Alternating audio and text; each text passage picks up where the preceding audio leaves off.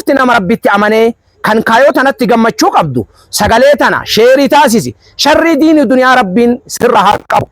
السلام عليكم ورحمة الله وبركاته. جالتم توتا كبجمتوتا هردفتوتا فيديو كنا كاتارتان حواسك يا بيارياتي كباكبتي بقرب بين نجاف كناني خيري كيس إنجراكيس ويا حتى أدوغ مچو سينف كبنير في ديجر تابني مفتاح النور إسلاميك أورجانيزيشن أكا فدرالاتي حيما قوتو أرغتي هجي دينكسيسا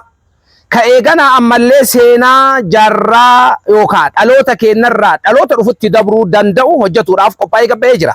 يرو أمانتنا بيكينا كيستي حواسني كينا ركولي غرغرا همتا الدولة غرغراتي دعوة نبر باكسا الدولة غرغراتي لينجين نبر باكسا الدولة غرغراتي كونفرنسي نبر باكسا الدولة غرغراتي يادا برو ديستان وانسي ولي ركتا ترتن فرماتا إسا ربي كينا كاركار سيفانيك أباني رفني جرا سونيس مالي داو خجر متاتي كونفرنسي صدركا إسا إيغاتي بيكينا إثيوبيا كيستي جيسو بيوني godinaaleen aanaaleen magaalaawwan garagara kan qopheessu barbaadan nuqunnamuu qofa kana qofa miti eegana ammallee leenjii waaltawaa ta'e comparative muqaaranaa amantiilee lama wal bira qabuudhaan islaamummaa addunyaadhaan gahuudhaaf warroonni futuna qabdan kan fedhii qabdan kan hawwii qabdan kan hubannoo waan san eegana dhibee kan antana hayyoota gahumsaa kallattiilee garagaraa qaban walitti qabanne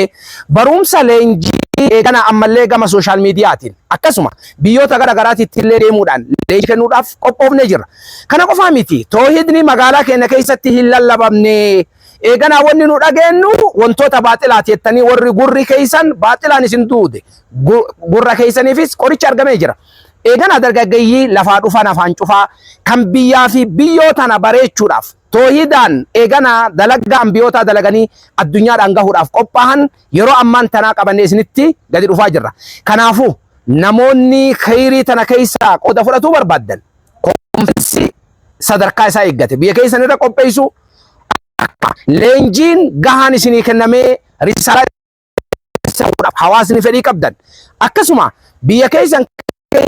lallabamuudhaaf warri dheebuu qabdan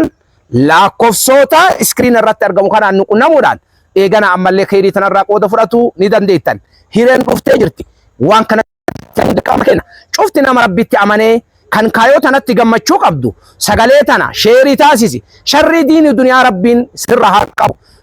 gabayaan hunduu dallaala qabdi atillee dallaala khayrii ta'i risaalaa rabbiitiif ka rasuula alayhi salaatu wassalaam addunyaadhaan gahuudhaaf harki kan kee sheer godhuu sin dadhabini hunda nama sagalee tana dhagahee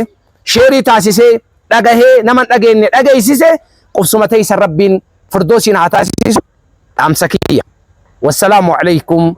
wa rahmatullaahi wa barakaatu.